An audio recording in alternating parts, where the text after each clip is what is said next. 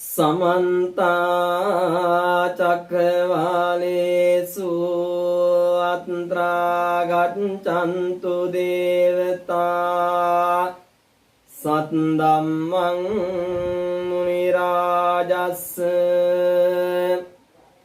सुनन्तु सक्कमोक्खदं ධම්මස්සවන කාලෝ අයං බදන්තා ධම්මස්සවන කාලෝ අයං බදන්තා ධම්මස්සවන කාලෝ අයං බදන්තා නමෝ තස්ස භගවතෝ අරහතෝ සම්මා සම්බුද්දස්ස නමෝ තස්ස භගවතෝ අරහතෝ සම්මා සම්බුද්දස්ස නමෝ තස්ස භගවතෝ අරහතෝ සම්මා සම්බුද්දස්ස කතං විදං සීලවන්තං වදන්ති කතං විදං පඤ්ඤාවන්තං වදන්ති කතං විදං සත්පුරිසං වදන්ති කතං විදං නෝ සිරිනෝ ජාති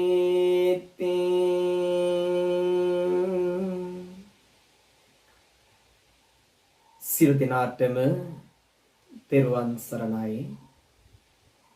අද උතුම් පොසොන් පුර පසළොස්වක පොය දවසේ මේ සද්ධා බුද්ධ සම්පන්න පින්වත් සියලු දෙනාම බලාපොරොත්තු වන්නේ YouTube තාක්ෂණය ඔස්සේ උතුම් බුදුරජාණන් වහන්සේ දේශනා කළ නෛරානික ශ්‍රී සත්‍යධර්මයෙන් බිඳක් ශ්‍රවණය කරන්න. අද මේ උතුම් ධර්ම දානමය පුණ්‍ය කර්මයේ දායකත්වය ලබාගෙන කටයුතු කරනු ලබන්නේ ධනෝෂි වික්‍රම ආරච්චි අපේ කල්යාණ මිතුරිය ඇතුළු කොට ඇති පවුලේ සියලු දෙනාම එකතු වෙලා විශේෂයෙන් අපේ කල්යාණ මිත්‍ර ධනෝෂි ප්‍රියන්තිකා වික්‍රමාරච්චි අපේ කල්යාණ මිතුරිය රෝගාතුර භාවයට පත් වෙලා ඉන්න මොහොතක ඇයට නිදුක් නිරෝගී සුවය චිරජීවන සම්පන්නිය ප්‍රාර්ථනා කරන්නටත් ඇගේ දෙමව්පියන් දෙපළට නිදුක් නිරෝගී සුවය චිරජීවන සම්පන්නිය ප්‍රාර්ථනා කරනවා වගේම කිරි අම්මා ඇතුළු කොට ඇති පවුලේ සියලු දෙනාට ආශිර්වාදයේ ප්‍රාර්ථනා කිරීමත් මේ මොහොතේ පොලිස් සේවයේ පුහුණුව ලබමින් සිටින තමන්ගේ එකම නැගණියට නිදුක් නිරෝගී සුවය ප්‍රාර්ථනා කිරීමත් වර්තමානයේ වන විට කොරෝනා වසංගතය තුලින් පීඩාවට පත්ව සිටින අපේ පින්වත් සියලුම මිනිස් ප්‍රජාවට නිදුක් නිරෝගී සුවය ආරක්ෂා ප්‍රාර්ථනා කරමින් අද මේ උතුම් පුර පසළොස්වක පොය දවසේ මේ උතුම් ධර්ම දේශනාවේ පින්බර දායකත්වය ලබාගෙන කටයුතු කරනු ලබනවා.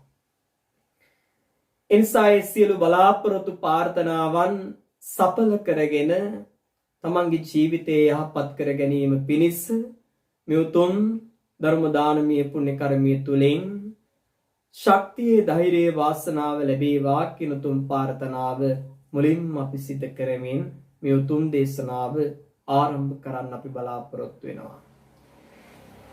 මගේ පින්වන්ත අම්මා අප්පච්චි අද උතුම් පොසොන් පුර පසළොස්වක පොය දවසේ මගේ බුදුරජාණන් වහන්සේ සංසාරේ පාරමිතා ධර්මයන් සම්පූර්ණ කරලා ඒ උතුම් පාරමිතා ධර්මයන් තුලින් අවබෝධ කරගන්නට යෙදුන නෛර්යානික ශ්‍රී සද්ධර්මය ලෝවැසි සියලු සත්වයින්ට දේශනා කරලා ඒ උතුම් නෛර්යානික ශ්‍රී සද්ධර්මය මෙරටට රැගෙන ආ උතුම් පුරපසළොස්වක පොය දවස තුලයි ඔබ මේ උතුම් දේශනාව ශ්‍රවණය කරන්නේ.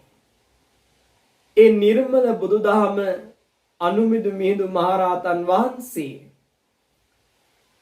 මීට අවුරුදු 2328කට කලින් අද වගේ උතුම් පොසොන් පුරපසළොස්වක පොය දවස තුලයි ලංකාවට රැගෙන ආවේ. එනිසා වසර 2328ක් ගෙවිලා 2329 වෙනි වසර ලබන අද උතුම් පොසොන් පුරපසළොස්වක පොය දවසේ බලාපොරොත්තු වන්නේ උතුම් මිහිඳු මහරහතන් වහන්සේ අපට දේශනා කළ බුදුරජාණන් වහන්සේගේ ශ්‍රී සද්ධර්මයේ තියෙන ඒ උතුම් ධර්ම කරුණු කීපයක් සාකච්ඡා කරන්න. මිහිඳු මහරහතන් වහන්සේ අපේ රටට වැඩම කරලා අපට මුලින්ම කියලා දුන්නේ කරුණාව. මගේ රත්තරන් අම්මා අප්පච්චි කරුණාව දක්වන්න ඕනේ මිනිස්සුන්ට විතරක් නෙවෙයි. මේ මහ පොළොවේ ජීවත් වෙන සියලුම සත්වයින්ට අපි කරුණාව මෛත්‍රිය දක්වන්න ඕනේ. මිහිඳු හාමුදුරුවෝ දේවානම්පියතිස්ස රජුරවන්ට මුලින්ම පැහැදිලි කරේ කියලා දුන්නේ සියලු සත්වයින්ට කරුණාව දක්වන්න. මතක තියාගන්න. මේ මහ පොළොව අයිති අපට විතරක් නෙවෙයි. මේ මහ පොළොව අයිති මිනිස්සුන්ට විතරක් නෙවෙයි. මේ මහ පොළොව අයිති මේ විශ්වයේ ඉන්න සියලුම සත්වයින්ට. එනිසා බුදුරජාණන් වහන්සේ අපට පැහැදිලි කරනවා මේ ලෝකයේ තුල ජීවත් වෙනකොට අපි සියලු සත්වයින්ට කරුණාව දක්වන්න ඕන. සබ්බ පාන භූත හිතානුකම්පී විහෙරති. සියලු සත්වයින්ට කරුණාව දක්වනවා නම් ඒක තමයි අපේ මනුස්සත්කමේ තියෙන වටිනාකම. සා අනුමිදු මිහිඳු මහරහතන් වහන්සේ අපට මුලින්ම දේශනා කළේ මෛත්‍රිය පතුරන්න, කරුණාව පතුරවන්න. අද වර්තමානයේ වෙනකොට ඔබ හිතන්න එහෙම අනුමිදු මිහිඳු මහරහතන් වහන්සේගේ පාද ස්පර්ශය ලැබූ අපේ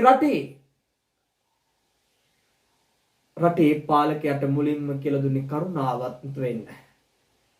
ඒ කරුණාව මිනිස්සුන්ට විතරක් නෙවෙයි සතා සිව්පාවට පවා.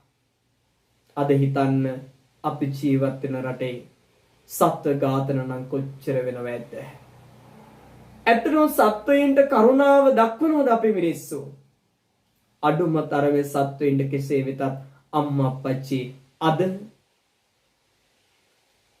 දෙමව්පියන්ටවත් දරුවන්ටවත් මිනිසුන්ටවත් කරුණාව දක්වන්නේ නැති මිනිස් ප්‍රජාවක් ජීවත් වෙන්නේ.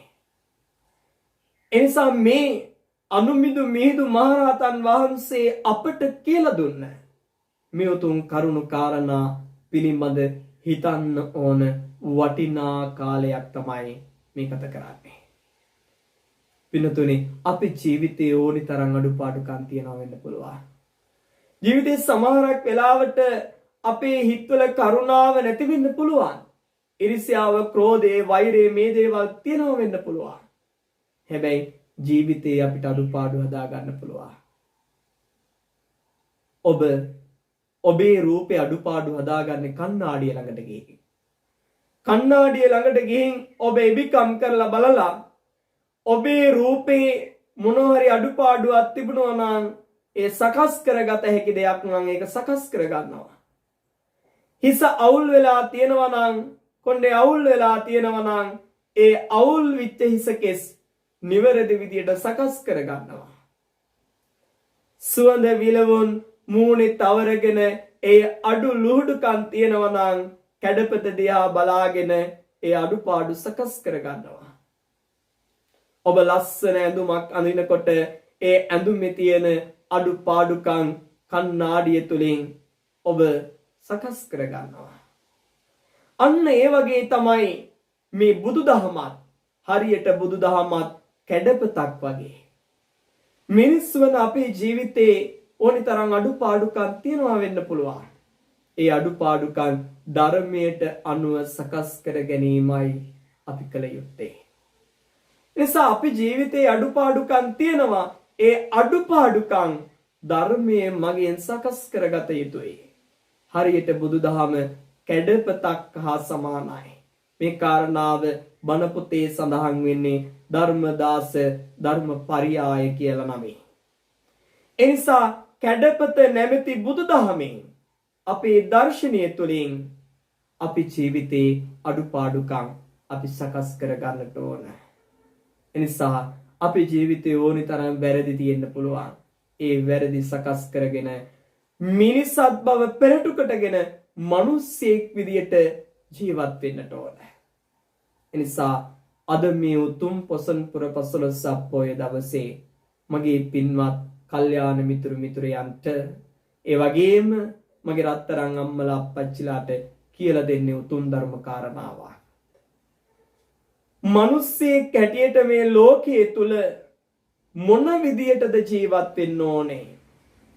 අපි මේ ලෝකයේ තුල ජීවත් වෙනකොට කොයි ආකාරයෙන්ද ජීවත් වෙන්න ඕනේ කියන කාරණාවයි අද මේ දේශනාවේ මාතෘකාව බවට පත් වෙන්නේ. මේ දහම් කරුණු තියෙන්නේ ජාතක පාළියේ මහා චත්තාලීස නිපාතේ සර බංග කියන ජාතක කතාවේන ධර්ම පණිවිඩයක් තමයි අද මේ උතුම් පොසොන් පුර 15 පොය දවසේ ඔබට කියලා දෙන්න බලාපොරොත්තු වෙන්නේ. අපි මේ ලෝකේ ජීවත් වෙන දුක් විඳිනවා. ඔබ ජීවිතේ සමහරක් වෙලාවට හිතලා ඇති කාලා බීලා ඇඳලා පැළඳලා ජීවත් වෙන එක තමයි මේ ලෝකයේ තුල ජීවත් වෙනවා කියලා කියන්නේ කියලා. එනිසා ඔබ අහන්න ඔබේ හදවතින් ඔබ මේ ලෝකයේ තුල ජීවත් වෙනකොට මොන ආකාරයෙන්ද ජීවත් වෙන්න ඕනේ? ඔබේ හිතට විවිධ සිතුවිලි ඇවිල්ලා ඔබේ ජීවිතේ මේ වෙනකොට යම් තරමින් ගොඩනගාගෙන යනවා වෙන්න පුළුවන්. සමහරක් වෙලාවට ඔබේ හිතේ විවිධ බලාපොරොත්තු තියනවා වෙන්න පුළුවන්. මගේ රත්තරන් අම්මා අප්පච්චි අපි මේ ලෝකේ ජීවත් වෙනකොට කොයි ආකාරයෙන්ද ජීවත් වෙන්න ඕනේ කියලා බුදුහාමුදුරුවෝ මහා චත්තාලීස නිපාතේ සරබංග කියන ජාතක කතාවෙන් අපට කියලා දෙනවා. ඒ තමයි කතං විදං සීලවන්තං වදන්ති කතං විදං පඤ්ඤාවන්තං වදන්ති කතං විදං සත්පුරිසං වදන්ති කතං විදං නෝ සිරිනෝ ජාහති කතං විදං සීලවන්තං වදන්ති මේ ලෝකයේ තුල ජීවත් වෙනකොට සිල්වතෙක් විදියට ජීවත් වෙන්න. ඔන්න පළවෙනි කාරණාව. අපි සිල්වත් ජීවත් වෙන්න ඕන. කතං විදං පඤ්ඤාවන්තං වදන්ති ජීවත් වෙනකොට ප්‍රඥාවන්තයෙක් විදියට ජීවත් වෙන්න ඕන. අන් දෙවෙනි කාරණාව. කතං විදං සත්පුරිසං වදන්ති ජීවත් වෙනකොට සත්පුරුෂයෙක් හැටියට ජීවත් වෙන්න ඕන. ඔන්න තුන්වෙනි කාරණාව. කතං විදං නෝ සිරිනෝ ජාහති අපි ජීවත් වෙන කාලේ අපිට බොහෝ දේවල් ලැබෙනකොට සැප සම්පත් ලබා ගන්න ලැබෙන ඒ ගුණධර්මයන් අපි ජීවිතය තුල ඇති කර ගන්න ඕන. මෙන්න මේ කරුණු හතර පෙරටු කොටගෙනයි මේ ලෝකයේ තුල අපි ජීවත් වෙන්නට ඕනේ. අනුබුදුහාමුදුරු දේශනා කරනවා. එහෙනම් මේ ලෝකයේ තුල ජීවත් වෙනකොට සිල්වතෙක් විදියට ජීවත් වෙන්නේ කොහොමද කියන කාරණාව අපි සාකච්ඡා කරමු. සිල්වතෙක් කියලා කියනකොට ඔබට හිතෙනවා ඇති පන්සිල් පද පහ සමාදන් වුණ පළියට අපි සිල්වන්තයි. සුදු රෙද්දක් ඇඳගෙන සිල් ටිකක් ගත්ත පළියට අපි සිල්වන්තයි. එහෙම නෙමෙයි. බුදුරජාණන් වහන්සේ අපිට පැහැදිලි කරනවා මේ ලෝකයේ තුල ජීවත් වෙන සිල්වතෙක් විදිහට ජීවත් වෙනකොට අපි අතින් කිසිම වෙලාවක කිසි කෙනෙකුට කරදරයක් නොවෙන්න ඕන. අපි ජීවිතේ ඕනි තරම් කරදර වෙනවා වෙන්න පුළුවන්. කරදර ඇති වෙන්න බලපාන කරුණු තුනක් පිළිබඳව බුදුහාමුදුරුවෝ දේශනා කරනවා. ඒ තමයි අපේ අතින් මනුස්සයන්ට සතා සිව්පාවට කයෙන් කරදර වෙනවා වෙන්න පුළුවන්. අතපය අපේ තීරෙන්න මේ අතපයින් මිනිසුන්ට සත්වයින්ට විවිධ කරදරවලට අපේ අතින් ලක් වෙන්න පුළුවන්. අපි දකිනවා මේ සමාජයේ මිනිස්සු අතින් තවත් මිනිසුන්ට කොච්චරනම් කරදර වෙනවද? හිරිහැරකම් වෙනවද? කම්කටොළු වලට පත් වෙන්න සිද්ධ වෙනවද? සමහරක් වෙලාවට ජීවිතයේ විවිධ ප්‍රශ්න වලින් තමාගේ අතපයෙන් පහර දීලා තවත් සමහර මිනිස්සු මරලා දාලා අන්න කයින් කරදර කරන මේ සමාජ මිනිස්සු විතරක් ඇති. එනිසා අපේ අතින් මිනිස්සුන්ට විතරක් නෙමේ සතා සිව්පාවටද කයින් කරදර කරන්න හොඳ නැහැ. ඒ වගේම වචනයෙන් කරදර කරන්න හොඳ නැහැ. සමහරක් වෙලාවට අපි කියන වචනවලට හිත් රිදී මොනිතරම් මිනිස්සුන්ගේ හිතවල ඇති වෙන්න පුළුවන්. අපි කතා කරන වචනයක් ගානේ තව කෙනෙක්ගේ හිත රිදෙන්න වෙන්න පුළුවන්. ඒක තව කෙනෙකුට කරදරයක් වෙන්න පුළුවන්. ඔබ නිතර කතා කරන කෙනෙක් නම් විවිධ පරුස වචන කතා කරන කෙනෙක් නම් හිස් වචන කතා කරන කෙනෙක් නම් ඒ සියලු වචන තවත් කෙනෙකුට කරදරයක් වෙන්න පුළුවන්. එනිසා බුදුරජාණන් වහන්සේ පැහැදිලි කරනවා මේ ලෝකයේ තුල ජීවත් වෙනකොට තව කෙනෙක්ට කරදරයක් නොවේ කටයුතු කරන්න. බලන්න කයෙන් අපේ අතින් කරදර වෙනවා, වචනයෙන් කරදර වෙනවා. ඒ අපේ ශාරීරිය තුලින් තව සත්වයින්ට මිනිස්සුන්ට කරදර ඇති වෙනවා වගේම සිතුනුත් අපේ අතින් කරදර වෙනවා. බලන්න ඔබේ හිතින් වෙන අයට ද්වේෂ කළා නැද්ද? ඔබේ හිතින් වෙන අයට ඊර්ෂ්‍යා කළා නැද්ද? ඔබේ හිතින් අන් අයට බැනලා නැද්ද? ඕනිතරම් වෙනවා වෙන්න පුළුවන්. මගේ රත්තරන් දරුවනේ අම්මට තාත්තට අපේ හිතින් කොයිතරම් බැනලා ඇද්ද? අපේ හිතින් කොයිතරම් අම්මා තාත්තට බැනලා ඇද්ද? සමාජයේ මිනිස්සු පහතට දාලා අපි හිතින් හිතවිලි හිතලා ඇද්ද? අන්න බලන්න සිත, කය, වචනය කියන මේ තුනෙන්ම අපේ අතින් කරදර වෙනවා. අන බුදුහාමුදුරෝ දේශනා කරනවා සිල්වතෙක් විදියට ජීවත් වෙනවා කියලා කියන්නේ තව කෙනෙකුට කරදරයක් නොවී ජීවත් වෙන එක. තව කෙනෙකුට කරදරයක් නොවී ජීවත් වෙන එක. ඔබ හිතන්න හොඳට බණ අහලා ඇති, සිල් අරන් ඇති, බණ භාවනා කරලා ඇති. හැබැයි ඔබ ජීවිතේ සිල්වන්තද කියලා ඔබ හිතන්න. අනුමිදු මිහිඳු මහරහතන් වහන්සේ ලංකාවට වැඩම කරලා මේ කියන ධර්ම කරුණුයි අපිට කියලා දුන්නේ.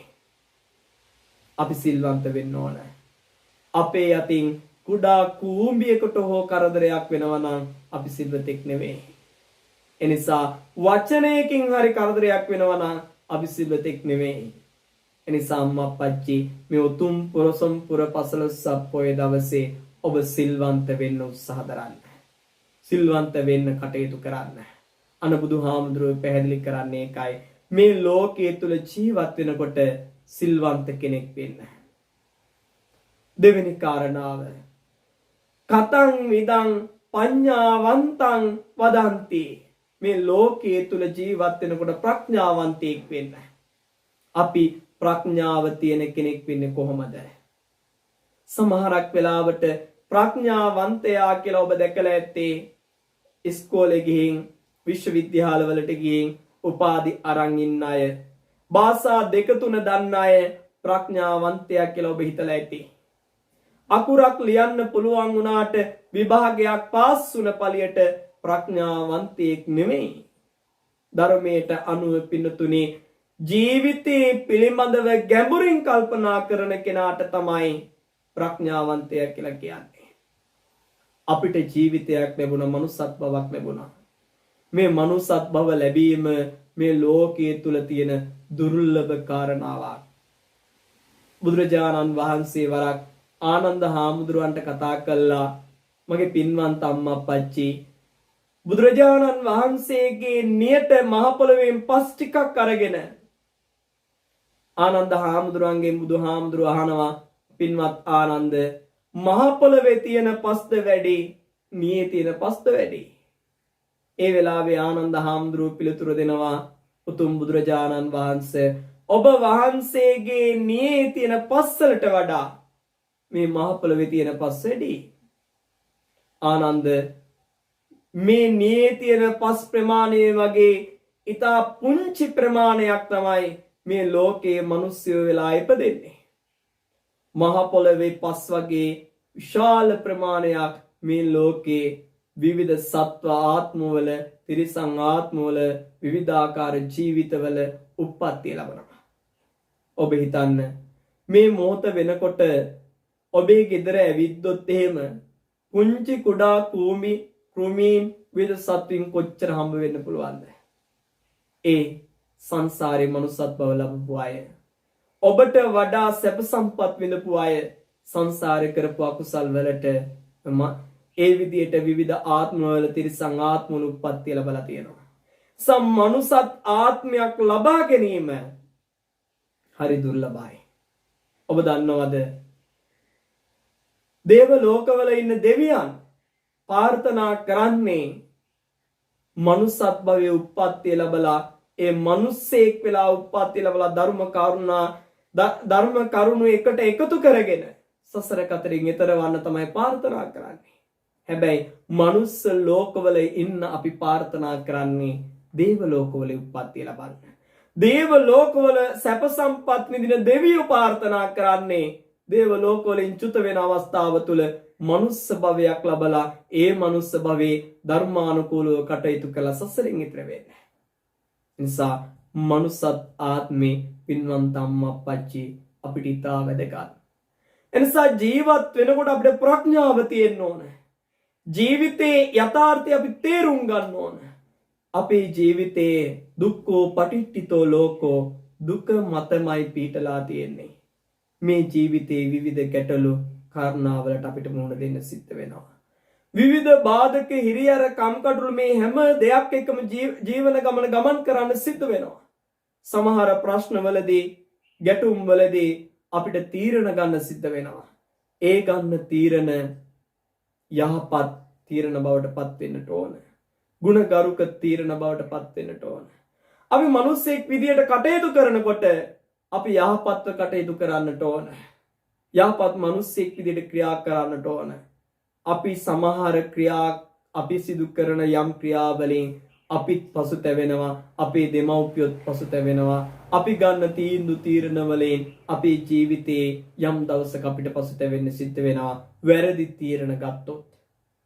එහෙම ජීවිතේ වැරදි තීරණ අරගෙන අම්මා අප්පච්චි මේ මොහොත වෙනකොට කී දෙනෙක් නම් පසුතැවීම් වලට ලක් වෙලා තියෙනවද? අන්න ප්‍රඥාව නැතිකම. එනිසා ජීවිතේ අපේ අති වැරදි අඩුපාඩුකම් වෙන්න පුළුවන්. සමහරක් වෙලාවට මේ ලෝකයේ තුල ජීවත් වෙනකොට මතක තියාගන්න මේ ලෝකේ අපි ජීවත් වෙනකොට විවිධාකාර විදියට කටයුතු කරනු ලබනවා.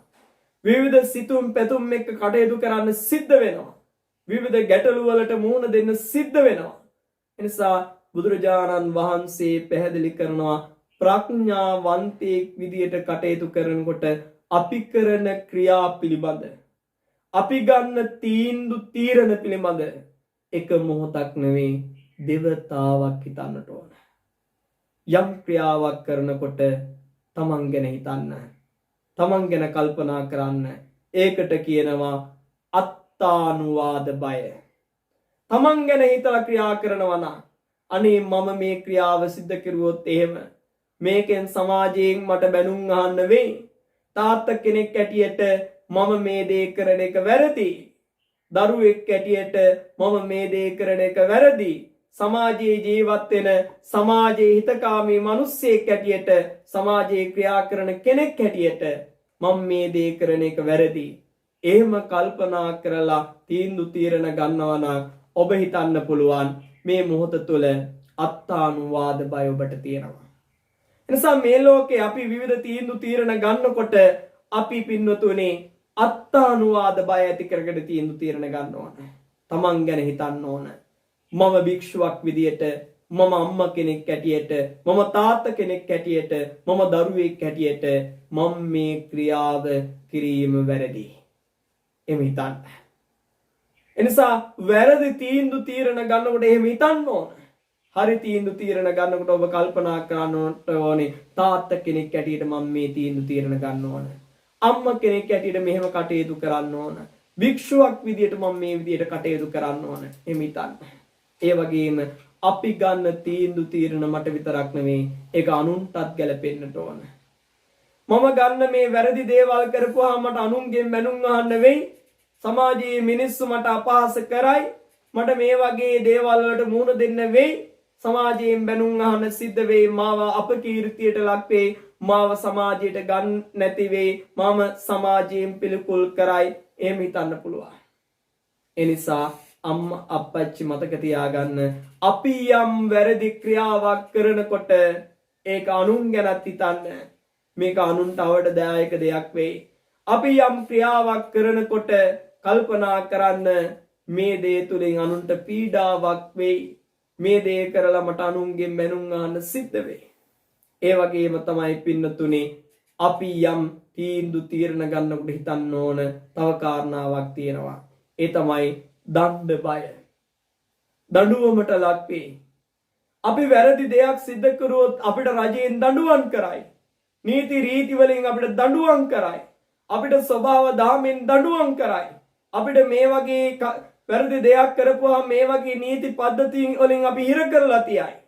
අන්න ඔබ වැරදි තීන්දුව තීරණ ගන්නවා නම් ඔබ කල්පනා කරන්න ඔබ දඬුවමට ලක් වෙන මිනිසෙක් බවට පත් වෙයි.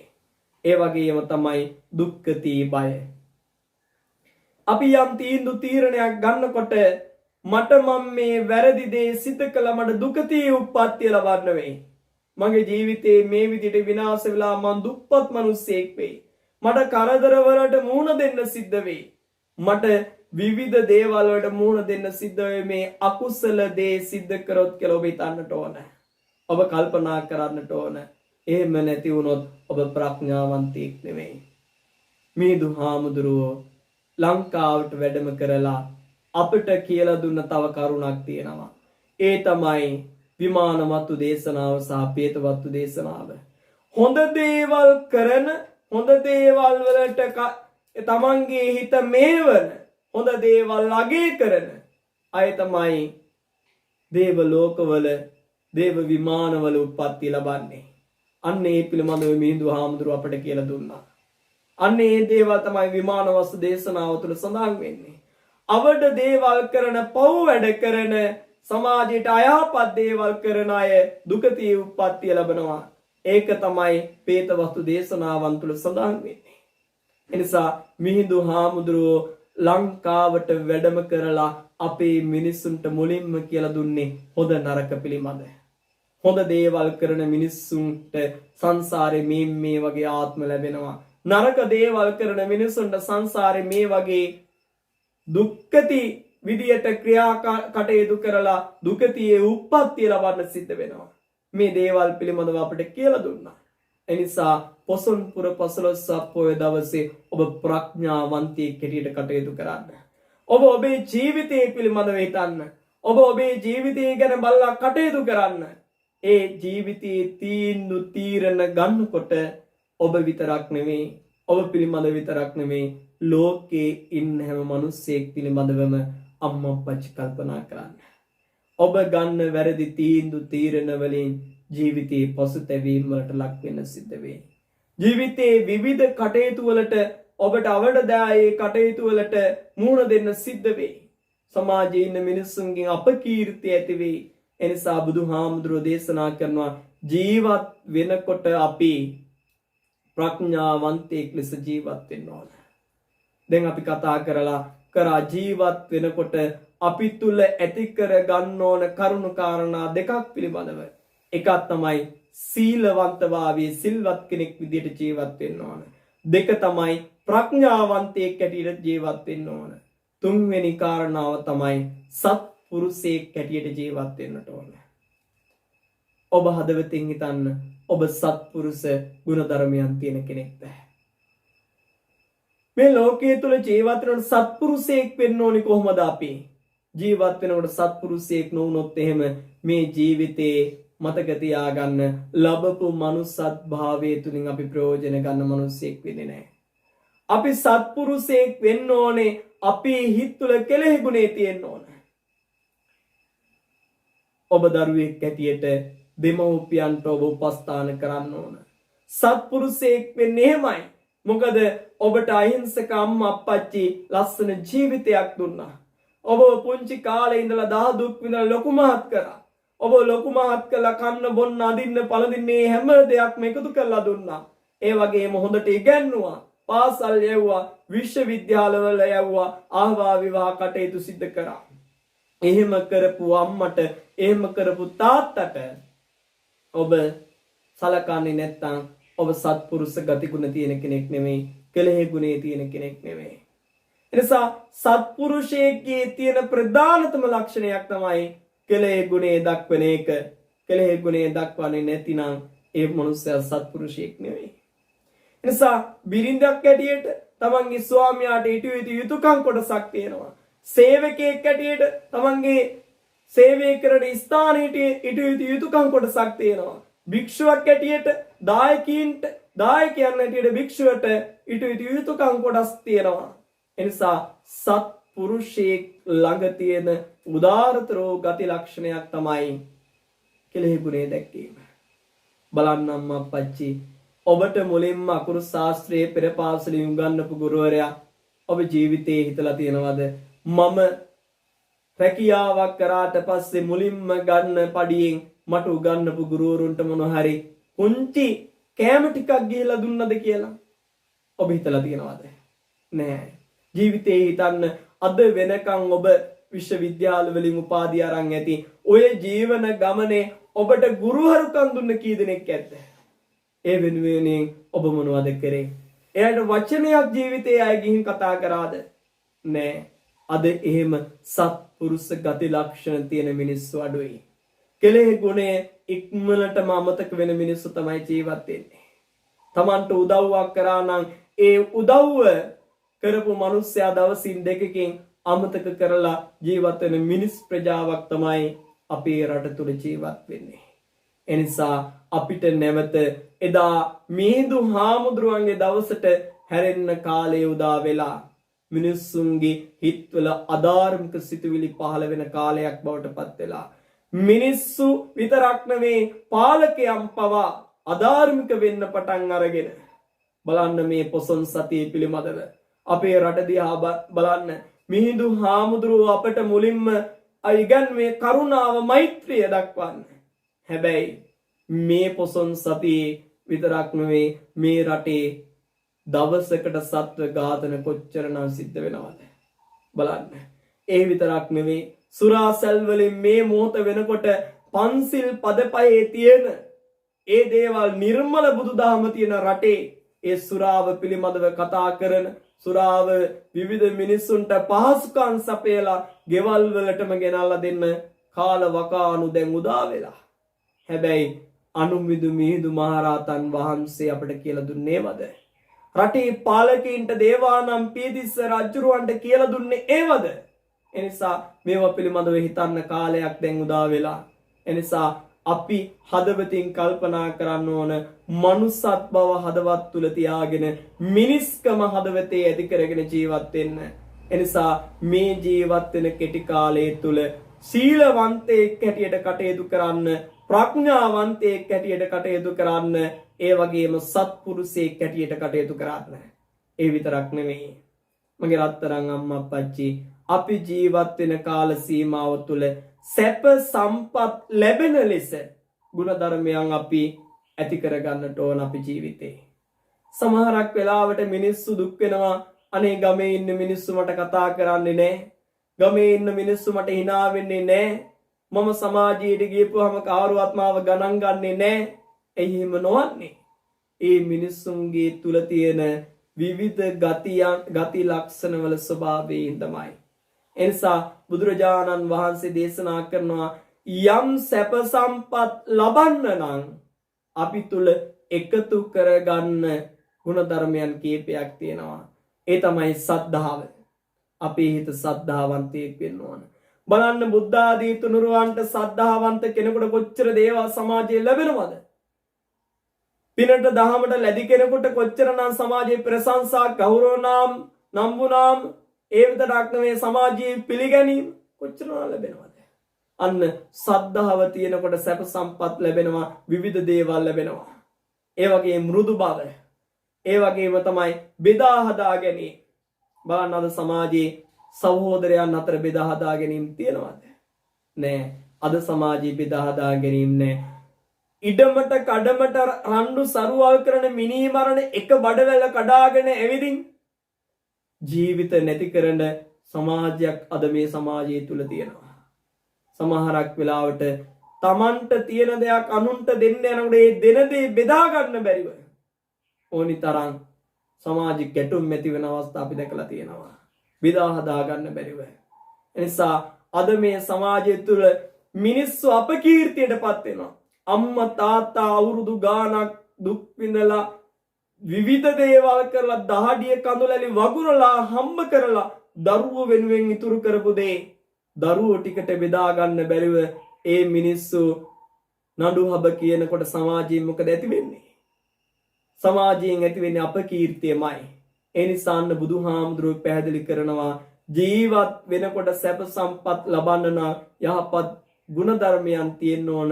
පළවෙනි කාරණාව සද්ධාව, ඒ වගේම මෘදු බව, ඒ වගේම තමයි ත්‍යාග සම්පatti නැත්නම් පරිත්‍යාගයේ බෙදා හදා ගැනීම. මෙන්න මේ දේවල් ඇති වෙන්නට ඕන. ඒ වගේම තමයි අපි අනුන්ට කතා කරන වචනයක් ගානේ අනුන් ප්‍රිය කරන්න ඕන.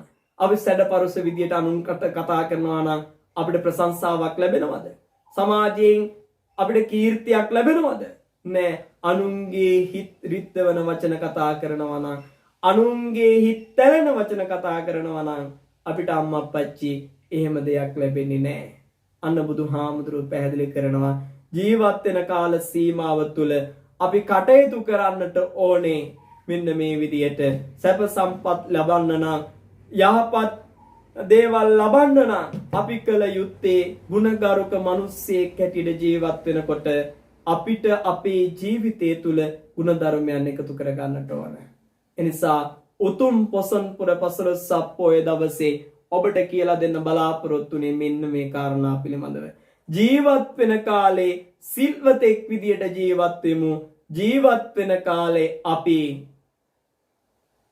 ගුණධර්මයන් වලින් යුක්ත විශේෂයෙන්ම ප්‍රඥාවන්තයෙක් හැටියට කටයුතු කරමු. ඒ වගේම ජීවත් වෙන කාල සීමාව තුළ සත්පුරුෂයෙක් හැටියට කටයුතු කරමු.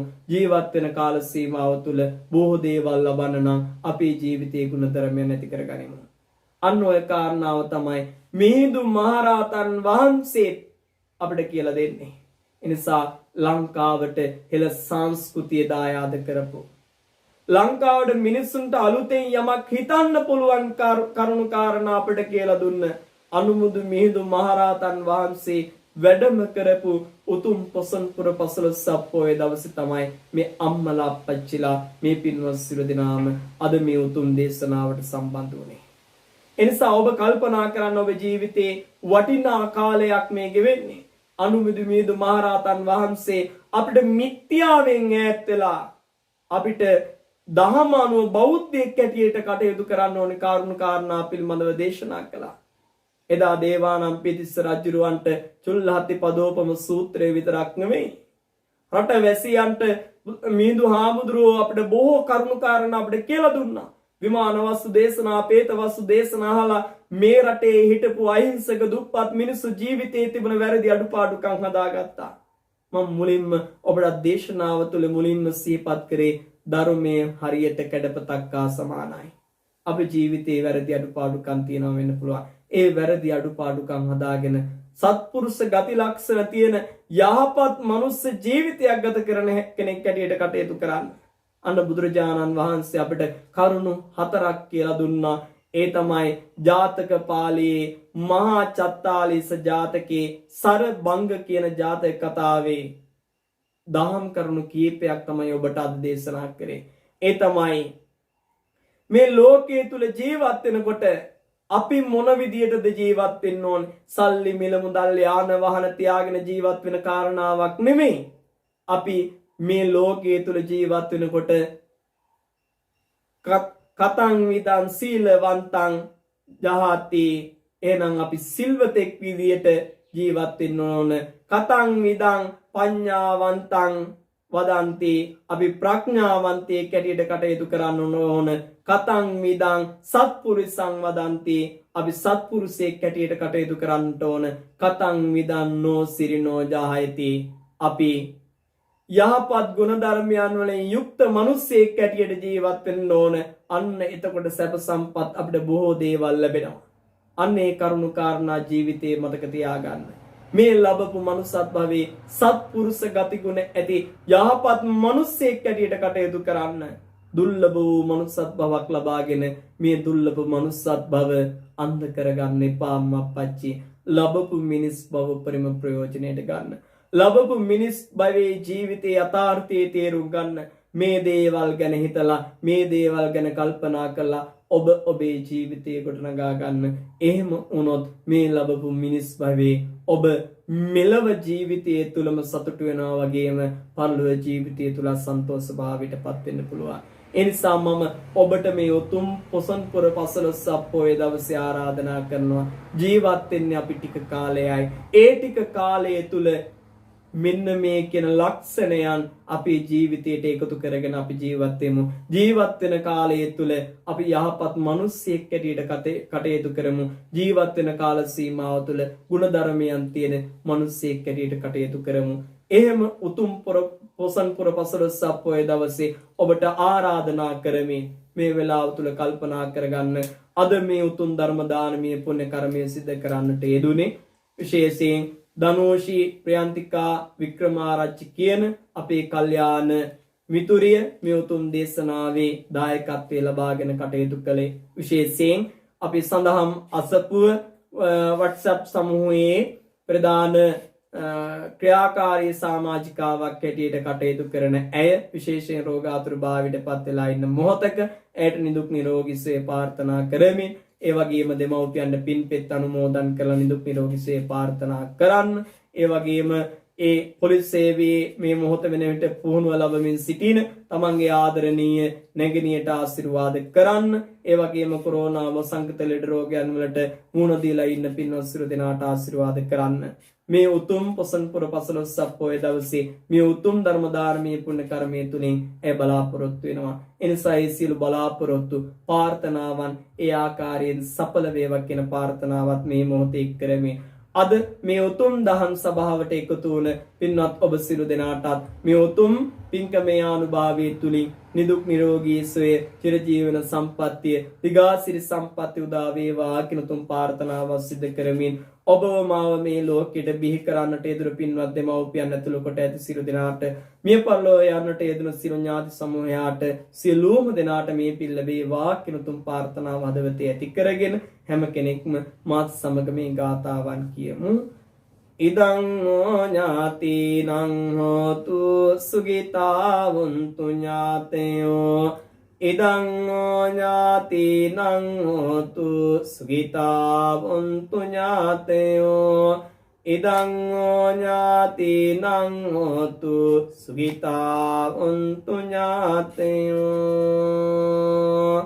මේ උදාාරතර කුසල ධර්මයන් ලෝකපාලක ශාසන ආරක්ෂක කල්පයේ ශාක්‍ය මහේ ශාක්‍ය දෙවි දේවතාවාදීන්ටත් උදාාරතර කුසල ශක්තියෙන් හේතු වේවා. විජයශ්‍රී ජයශ්‍රී මා බෝසමිඳුන්ට අධිග්‍රහිත කළු බණ්ඩාර දෙවි රාජෝත්තමයන්ටත් මේ පින් ලැබේවා කියන තුන් ප්‍රාර්ථනා මේ මොහොත තුල අපි ඇති කරමු. ඒ නිසා හැම කෙනෙක්ම මාත් සමග ආකාසට්ටා ච බුම්මට්ටා දේවානාගා මහින්దికා පුඤ්ඤන්තං අනුමෝදිත්වා තිරන් රක්칸තු සම්බුද්ධ ශාසන ආකාසට්ටා ච බුම්මට්ටා දේවානාගා මහින්దికා පුඤ්ඤන්තං අනුමෝදිත්වා තිරන් රක්칸තු සම්බුද්ධ දේශනා ආකාසට්ටා ච බුම්මට්ටා දේවානාගා මහින්దికා පුඤ්ඤන්තං අනුමෝදිත්වා තිරන් රක්칸තු සම්බුද්ධ ශ්‍රාවකං තිරන් රක්칸තු ත්වං සදාති. මේ උදාාරතර කුසල ධර්මයන්ගේ අනුභවයෙන් මේ දහම් සභාවට එකතු වුණ පින්වත් සියලු දෙනාට මේ උතුම් දේශනාව ශ්‍රවණය කරලා ළඟා කරගන්නට යෙදුණු සියලුම කුසල ධර්මයන් අනුභවී නිදුක් නිරෝගී සුවය චිර ජීවන සම්පatti දිගාසිරි සම්පatti ලැබේවා. කරන කියන කටයුතු යහපත් භාවයට පත් වේවා. ධර්ම අවබෝධය ළඟා කරගෙන සසර කතරින් එතර වීම පිණිසම උදාාරතර කුසල ශක්තියෙන් හේතු වාසනා වේවා කියලා සාදු කියලා ප්‍රාර්ථනා කරමු. සාදු සාදු සාදු. සියලු දෙනාට තෙරුවන් සරණයි.